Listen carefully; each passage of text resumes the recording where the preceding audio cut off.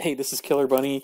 This is a little delayed, but want to make a presentation on Ava Legions, the event. And part of this video is to explain what is the event, how does it work, and what should a new player do when you're going into Legions the first time.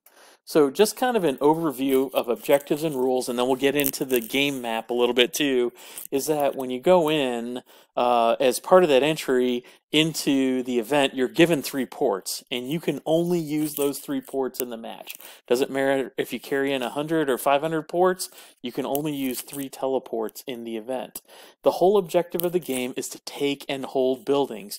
You get points for taking and holding them. So for instance, if you take a building, you'll get 3,000 points. And you'll keep those 3,000 points as long as you hold the building. If you lose the building, you lose the points. And so this is about taking and holding more buildings than the opponent and holding them until the very end.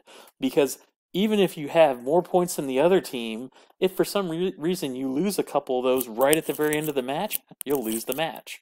So it's all about taking and holding until the last second and till the finish line, and making sure that you have more points than the other team. And so there are a couple clear strategies with this that we've used, and that is to designate and have an upper, lower, and base team. And ideally you have a leader on each one of those teams who's working to move their team forward, and that'll become clear when I talk about the map and the strategy. Smaller players should be holding buildings closer to the rear, and the opponent usually keys off the largest player. So they're going to see which way that largest player goes, and so we've used that larger player in a way as a decoy to go one way, and then we send a majority effort the other way, and I'll show you what that looks like. And then focus on one segment and hold on the other. So for instance, there are 2 routes that you'll see. So maybe hold on the upper route and really push hard on the other route.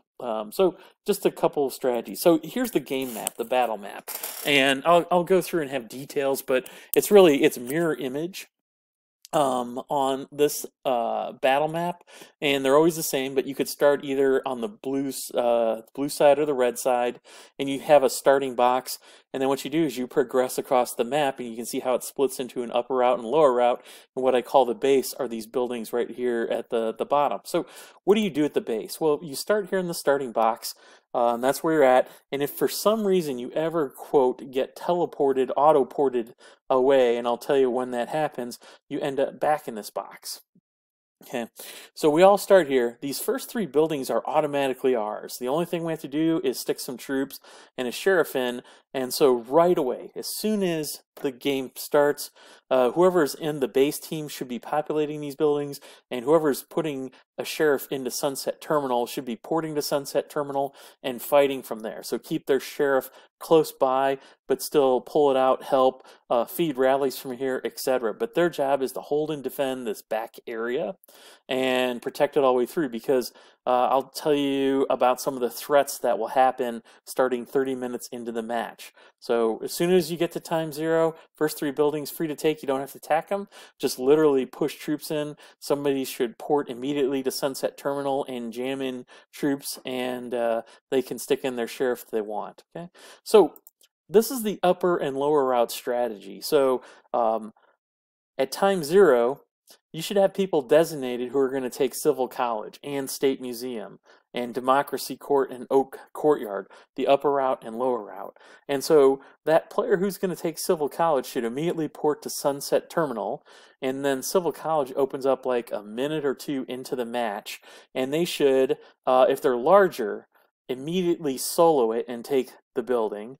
If they're smaller, immediately set a 1-minute rally, and the other players who are at Sunset Terminal can help feed that rally and take Civil College.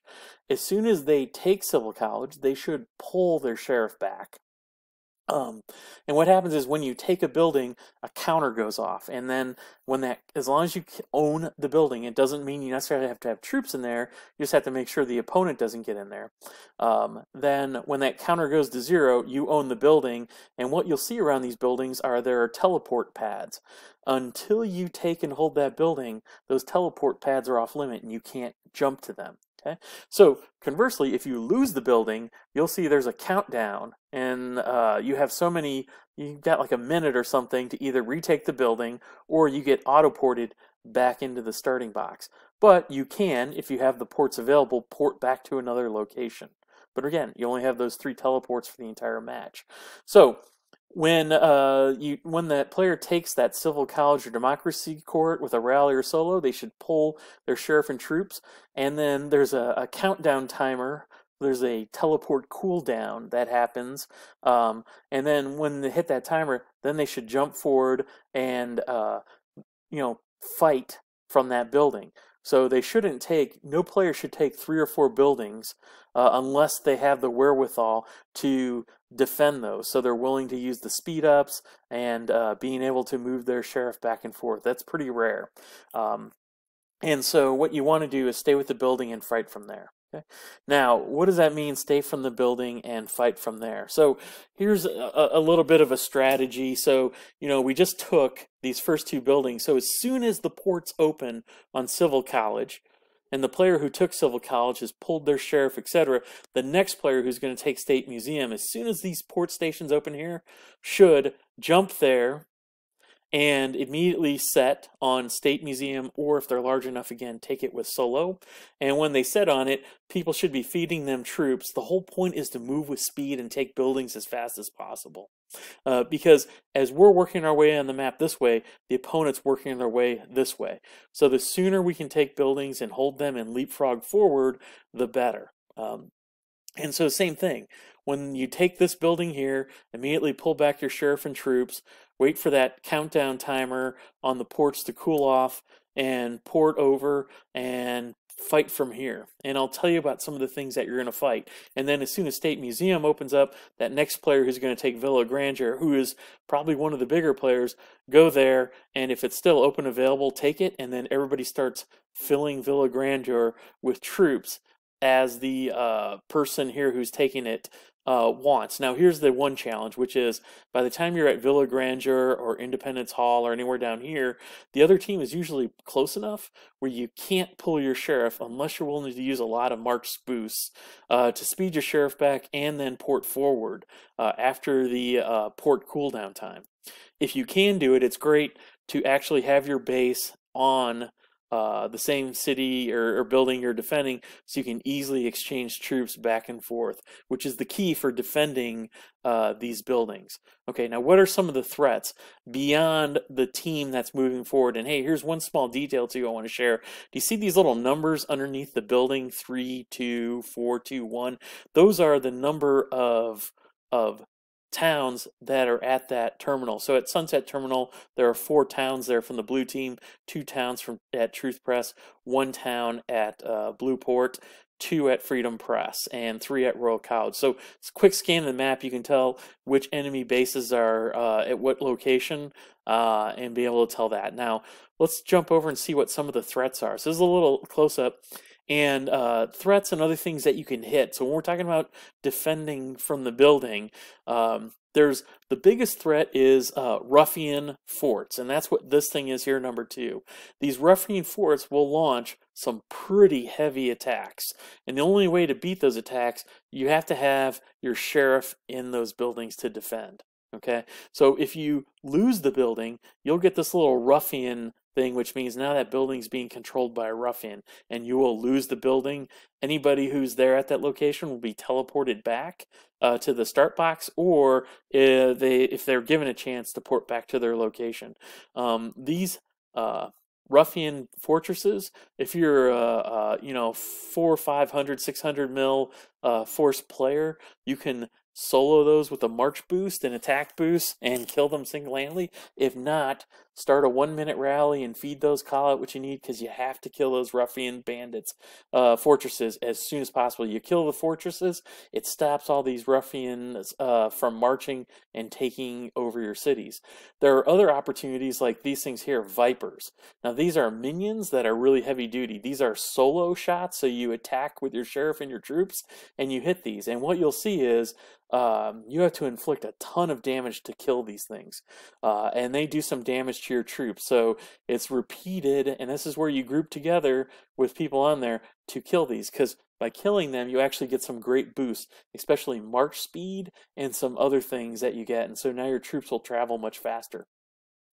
There are these other buildings like 6, 5, and 1 that are opportunity buildings, and these things bring about special boosts. And I can't remember all their names, like bomb shelter, etc. But what it is they'll do stuff like reduce your port cooldown, reduce the occupancy time, etc. So these boost buildings all come with special boosts. What you do is you can rally them, or primarily you just solo attack them, and you have to hold them for like 45 seconds. Now the other people are attacking them too, so you just have to be careful, especially as you get to Vipers and you get down lower, that the opponent doesn't come in and smash in and attack and kill the Viper.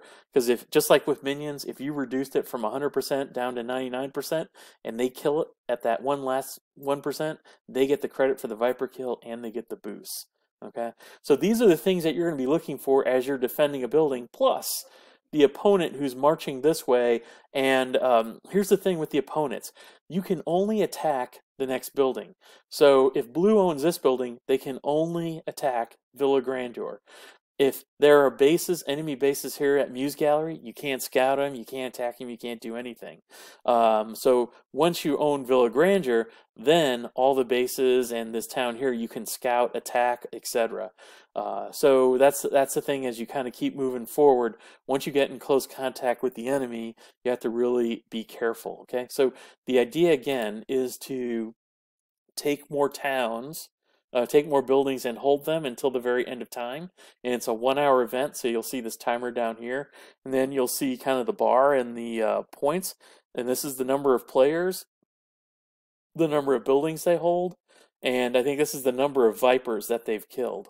Okay, so it's a really fun event, and theoretically it doesn't really cost you a whole lot, but if you're into it and you really enjoy it, what you will use is a lot of March boosts. So buy those Legion March boosts. You can use them both in Ava and in here, and they're a lot cheaper, and you will definitely use them. But Legion is a blast, and again, the objective is to take and hold more buildings and have more points at the very end of the game, and your strategy really is to pick a upper route or lower route and push more of your towns through one of them and try and take and hold more buildings.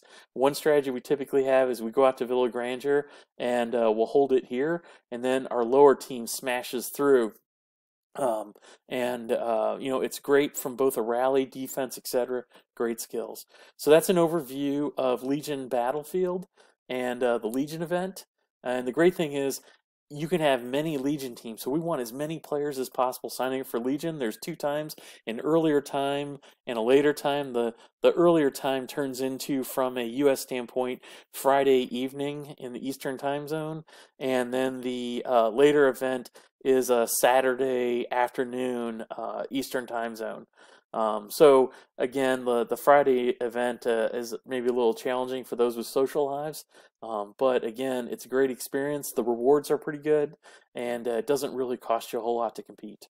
All right, bye.